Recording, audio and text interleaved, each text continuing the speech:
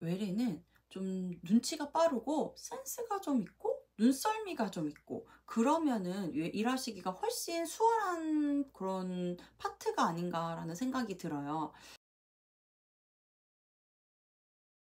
안녕하세요.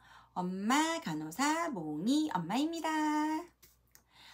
제가 아이들 어릴 때 약 한 2년 정도 외래에서 일을 했었어요. 그래서 오늘은 외래 간호사 업무 및 제가 느꼈던 외래 간호사의 장단점에 대해서 이야기를 좀 해볼까 합니다. 병원마다 업무의 차이는 있을 수가 있으니까 참고만 해주시면 좋겠다는 말씀 먼저 드리고 시작하겠습니다. 전 척관잘 병원에서 근무를 했었어요. 그러니까 주로 정형외과 환자들이었겠죠. 일단 외래 업무가 몇 가지 파트로 나뉘어져 있어서 저희는 몇 달마다 로테이션을 하면서 외래 전반적인 업무를 다 알 수 있도록 했었어요. 일단 예약 환자가 오면 예약 환자 확인하고 검사가 있으면 바로 안내를 하는 파트가 있었고요.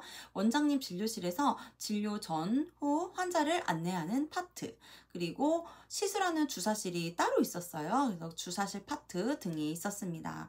일단 저는 오늘 진료실 파트에서 일할 때의 기준으로 좀 말씀을 드리겠습니다. 출근을 하면 바로 이제 진료실에 가서 컴퓨터를 켜고 진료창이라든지 팍스 등을 좀 미리 켜서 진료를 준비합니다. 그리고 예약 환자를 확인을 해요. 예약 환자를 미리 확인을 하는 이유는 이 환자들이 어떤 수술을 했던 환자인지를 좀 먼저 확인을 하고 혹시 진료 전에 검사가 필요하면 먼저 검사를 좀 안내를 해야 하고요. 혹은 이 환자가 혈액 검사나 MRI 검사 결과를 들으러 오신 경우라면은 검사 결과가 잘 나왔는지를 좀 미리 확인을 해야 합니다. 혹은 원장님이 진료 전에 어깨 초음파를 먼저 보고 진행을 해야 하는 환자일 경우에는 미리 이제 초음파 준비를 또 좀 해야겠지요. 이렇듯 환자와 원장님 사이에서 원활한 진료를 하기 위해서 미리 예약 환자를 확인을 했었습니다. 진료를 이제 본격적으로 보면서 예약 환자가 내원하시면 확인을 하고 대기 안내를 드리고요.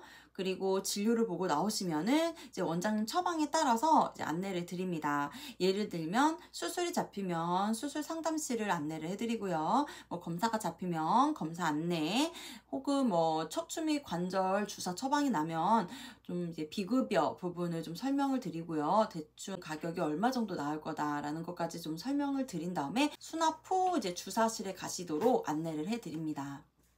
그리고 예약 환자만 있는 게 아니라 당일 접수 환자가 또 생겨요. 그러면 진료 순서를 예약 환자 위주로 좀 조율을 하면서 좀 대기 시간을 항상 안내를 했어야 했어요. 대기 시간 때문에 컴플레인이 참 많이 있었던 것 같습니다. 그리고 환자가 너무 많을 때에는 원무과에 메시지를 보내서 접수를 좀 빨리 마감을 해야 합니다. 그런 것들을 좀 간호사가 중간에서 조율을 해야 했고요. 지금 생각하면 체계가 참 잘 잡혀 있었던 병원이었던 것 같아요.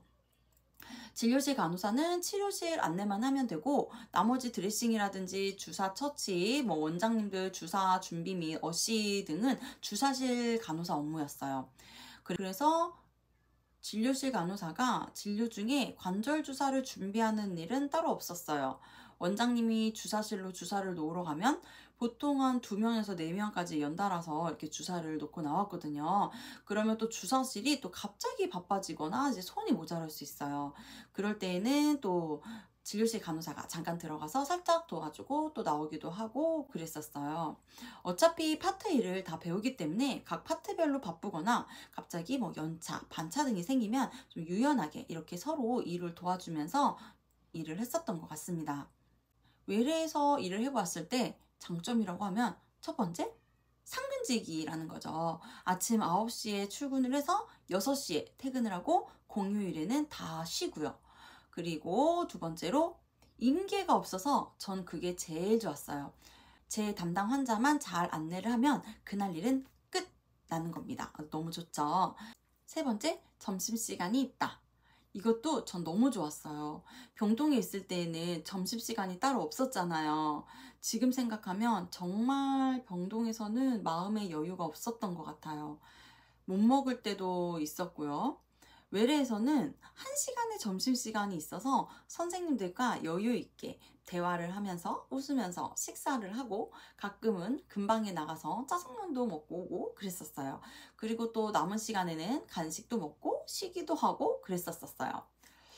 단점은 첫 번째, 페이가 병동보다 훨씬 적죠. 그래도 병동을 싫어하시는 선생님들은 외래를 만족하셨던 것 같아요.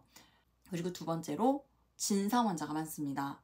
특히 대기 문제로 왜 진료를 빨리 안 해주냐, 막무가내로 시간이 없다, 나 먼저 해달라 이러시는 분들, 또 원장님한테 화가 났는데 나와서 간호사한테 뭐라고 하시고, 또 병원 시스템이 마음에 들지 않는데 또 간호사한테 일단 뭐라고 하죠.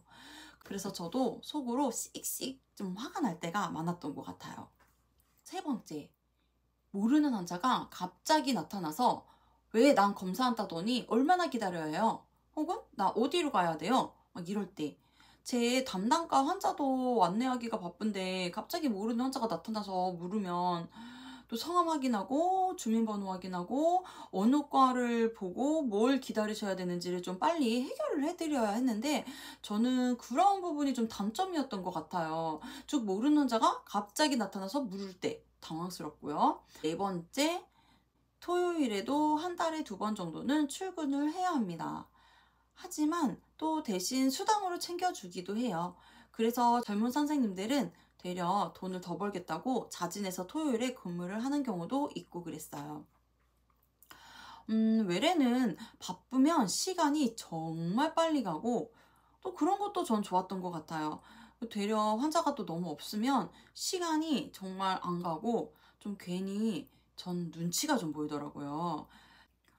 이건 제 스스로가 좀 안타까웠던 게, 제가 안면 인식 장애처럼 사람들의 얼굴을 좀 잘 못 알아보는 그런 단점이 있어요. 그게 저는 일할 때 환자들에게 많이 미안하고 좀 힘들었었던 부분이었던 것 같아요. 환자분들 입장에서는 먼저 알아봐주고 반갑게 인사를 하면 더 좋아하실 텐데, 제가 그 얼굴이 잘 매치가 되지가 않아서 환자가 앞에 앉아 계셔도 계속 연신 환자 이름만 불렀었어요. 그리고 너무 반갑게 인사를 해주는데 저는 늘 형식적으로만 인사를 하니까 나중에는 날 모르냐 이러면서 조금 서운해 하시는 분들도 있고 그랬어요. 그런 게 좀 안타까웠어요. 그럴 때는 아, 나는 좀 병동이 확실히 나은 것 같아, 이렇게 생각할 때도 좀 종종 있었습니다. 외래는 좀 눈치가 빠르고 센스가 좀 있고 눈썰미가 좀 있고 그러면은 일하시기가 훨씬 수월한 그런 파트가 아닌가라는 생각이 들어요. 외래도 아이들을 보면서 다니기에는 체력적으로라든지 스트레스도 많지 않고 만족하면서 다녔었던 것 같습니다. 몇 년이 지나고 요즘 다시 상근직을 찾고 있는데 저희 동네에는 외래 간호사를 잘 안 뽑더라고요.